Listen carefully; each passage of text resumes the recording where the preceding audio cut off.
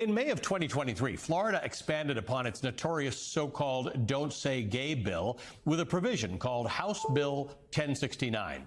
It required school librarians to remove books with any, quote, sexual content, end quotes. The definition left intentionally vague, ignoring context and literary merit and artistic value, and attacks a large swath of books. Most insidiously, though, the law required schools to pull a book within 5 days of any person objecting to it and its contents. The book had to remain off shelves until a formal review was conducted, and there was crucially no requirement for the book to be reinstated onto shelves after the review. In other words, it was a book banning provision. Sometimes it's hard to make the next move in a moment like this. It's easy to feel powerless or overwhelmed, but then a group of people did something.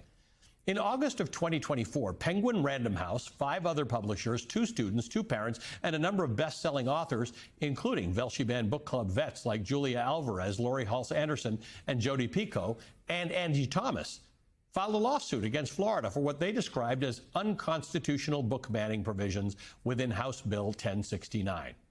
And this week, they won. The freedom to read was upheld.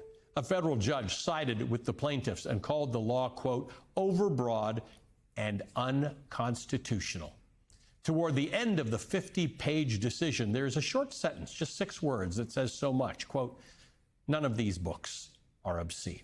Angie Thomas. Thomas is the author of numerous books, including The Hate You Give, a young adult novel that has become a cultural touchstone and widely heralded as one of the best young adult novels of our time. Angie's also one of the plaintiffs in the Penguin Random House lawsuit against Florida's book ban. So I'm going to start, Angie, with a welcome back and a congratulations. This is a big, big deal. This isn't a random lawsuit that you guys succeeded in. This is about our rights as people to consume the information that we have a right to consume.